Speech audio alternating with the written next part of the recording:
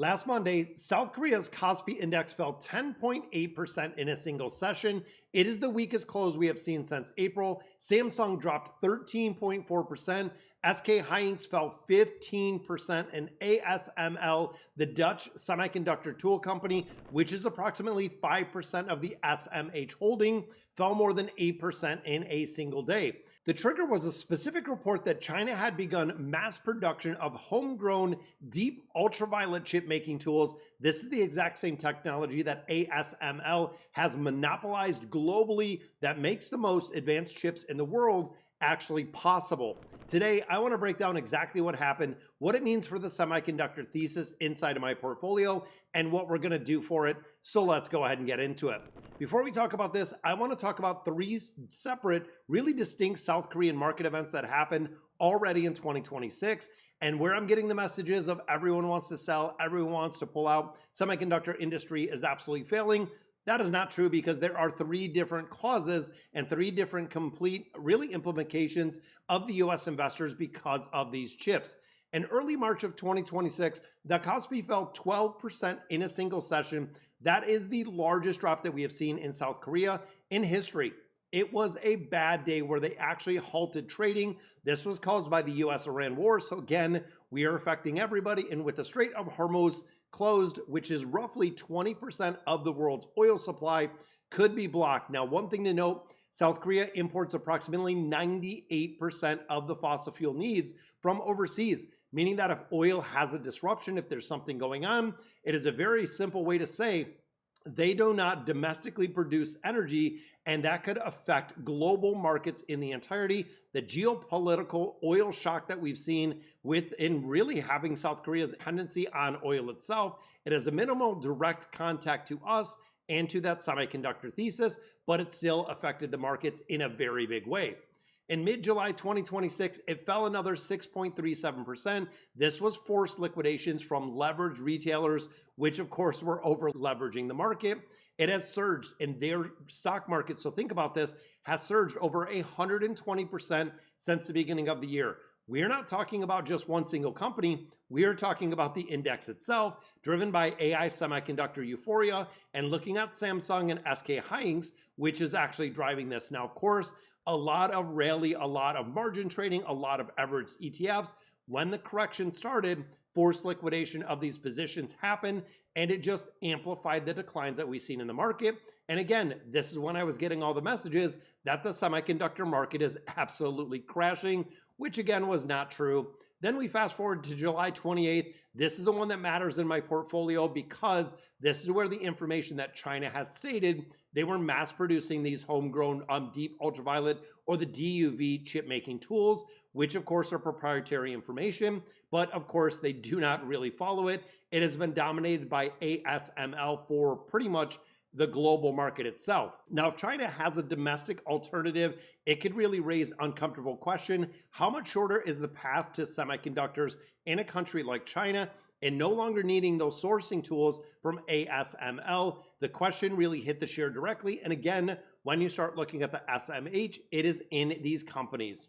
Now, when we get to kind of the global impact, or the bigger impact of this, when you look at China's DUV news actually meant and what it doesn't mean, because you need to understand the difference.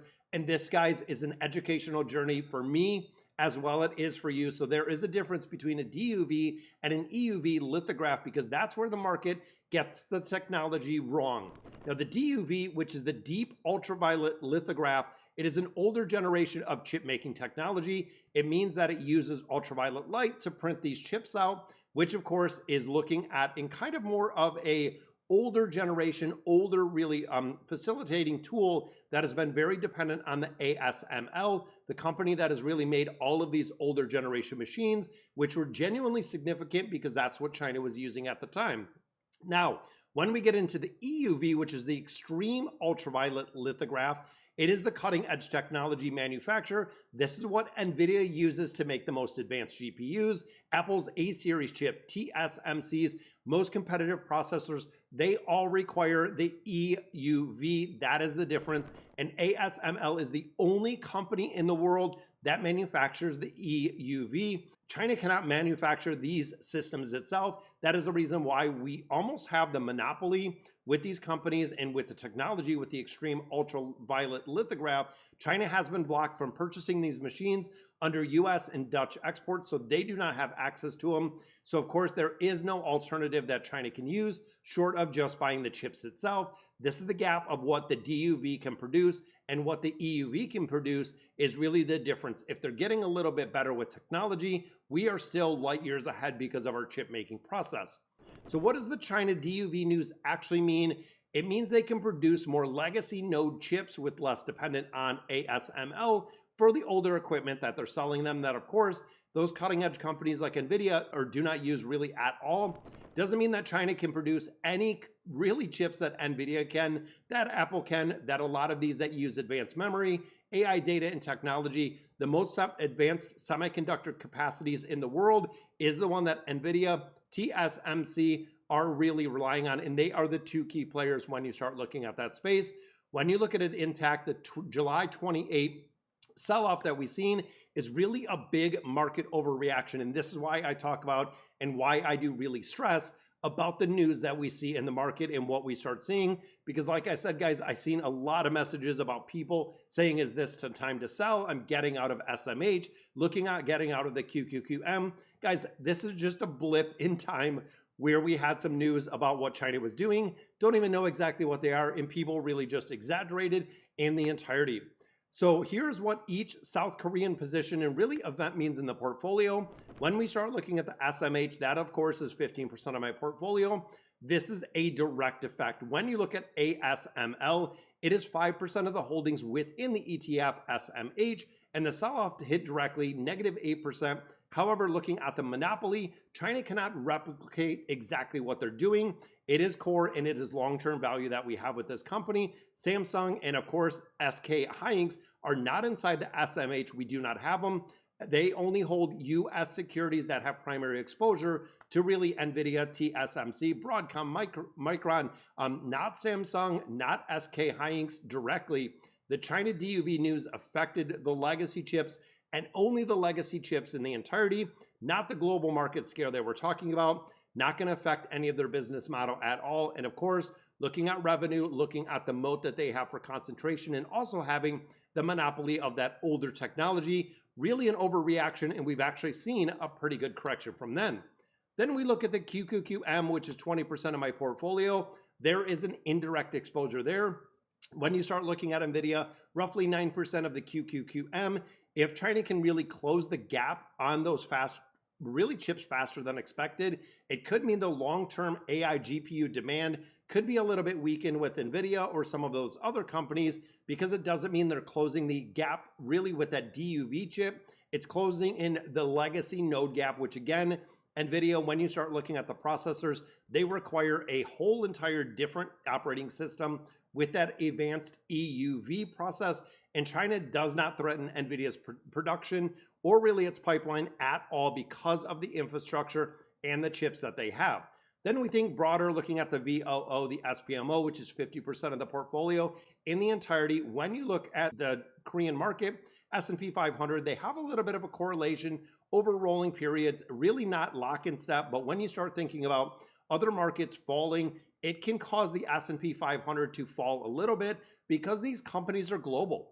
When you start thinking of larger producers, when you start looking at the US market that sold off really in sympathy is what they're talking in June 28th, the VOO and the SPMO are the anchors of US corporate earnings and the US economy, not Korean leverage dynamics. I'm not leveraging anything, and I do not advise it, guys. I get a lot of questions as well about leveraging positions. I do not leverage anything in my portfolio. It is far too much risk than I am willing to do. Then we think of something like the SCHD, essentially unaffected at all. It holds US dividend payers, consumer staples, healthcare, financial industries, no materials, South Korea, no semiconductor exposure at all. It is the anchor when you think of a portfolio. So now we look at the real risk and the perceived risk, because of course, the perceived risk from Korea was a significant disruption to the entire semiconductor supply chain, with the underpinning the SMH, the QQQM, being the two ETFs. Now, the real risk is more specific and a lot more management, because the genuine risk from China coming up with these chips, if they can produce legacy nodes at a much lower cost than ASML's DUV equipment, they can really undercut Samsung, they can undercut SK Hynix on a mature node and logics chip, but when it comes to the advanced technology, they do not have it at all. This could also put a little bit of pressure on Korean semiconductor companies. Looking at falling 13 to 14% in a single day is pretty good. Now, of course, once they get some of the reliance off and get into more of the advanced chip, there could be some business aspect again with sales and the legacy chips from these companies. Not going to really look at any of the hyperscale of NVIDIA, Apple, the AI hyperscale. They are not dependent on the chips that China is making. Now, the overreaction risk, markets produce geopolitical and really competitive news faster than anything else, or faster than we know exactly if it's going to impact the business. When you look at July 28th sell-off, it was priced significantly and it reduced quite a bit because there is now a kind of a bigger alternative when it comes to China, when it comes to the DUV alternative, if it is being mass produced. Now, of course, we don't know what volume it's being produced. We don't know what exactly it's going to take away from there. That is yet to be seen, exactly how and when these are going to make a big difference. Now, markets shoot really in both directions. When we start looking at Wednesday SMH script last week, it really was going down and going down pretty good with the semiconductor thesis. But when you start thinking bigger picture, guys, semiconductors are everywhere. They are in everything. The advanced technology is going to be required as we're getting all these data centers, ever getting anything else. Now, the distinction that really matters in this, a concern is something you monitor, a factor is a position, maybe looking at different sizing in there, and a reason to sell is a fundamental change in a core thesis and making an investment no longer valid. This news could be concerning on a very small scale. No reason to sell the SMH and really the AI inference, looking at training tools, the hyperscale overall, and of course these companies, they are far superior than what China is actually producing. So then the question, what am I doing? What am I watching? Here's exactly how I respond to events like this, guys. Nothing. Not because I ignore the risk in the entirety, because I know these events do not change the core reason why I have SMH at a 15% of the portfolio. I sized it in knowing semiconductors events. I knew exports, geopolitical shocks were going to be in there, inventory corrections, and I also knew in there that it is going to be a highly volatile market when you look at something like a really sector, kind of a satellite concentration, and knowing that is going to have a 10, 20, 30% swing, knowing that it's going to, again, kind of go up and down, you have to be okay with the risk. You have to be okay with the swings in there. So what am I watching? There are three specific signals that would make me consider it. First, if China demonstrates the EUV technology, which of course they don't possess, and that would also have to be on a high commercial volume, because this would interfere possibly with NVIDIA, with Apple, with some other companies. When you start looking at the major hyperscalers, Microsoft, Amazon, Alphabet, Meta, in looking at their apex really commitments of $600 to $800 billion in annual spending is going to meet the demand and really create this super cycle that is in there. When we start looking at the semiconductor thesis, it is still completely intact. Then, of course, you have to think if TSMC reports significant yield deterioration because, or capacity constraints because of the new chips, manufacturing layer could slow down a little bit when it comes to AI and when it comes to technology. Now, of course, guys, the framework for all of the global events in the portfolio, it is separate from the headline thesis. You have to realize this. The headline in South Korea lost $2 trillion. Does the thesis change at all, even though it was and really affected your position? 3 out of the 4 South Korean events, the answer of the US markets means almost none at all, with very little impact, even with those companies that are based there. The Korean market can crash, and the Korean leverage dynamics is a little bit different. They're very dependent on energy because they import, like we talked about, 80% of those natural resources, or a competitive, really, semiconductor development, but it is a very limited scope. We are looking at bigger picture. We are looking at something much bigger when it comes to the semiconductors and the overall thesis that we have. Now, guys, drop a comment down below. Did the South Korea event change how you feel about that semiconductor position? Because I got a lot of comments over on YouTube about selling. And what is the specific market goal right now? What makes you nervous about your portfolio and really looking bigger picture? Should you really be nervous about your portfolio at all? Tell me this, and I will give you some specific answers. I reply and read every single comment. Subscribe this week if we gave you some framework separating the noise that we're seeing in the marketplace from the actual thesis risk, and I'll catch you in the next video.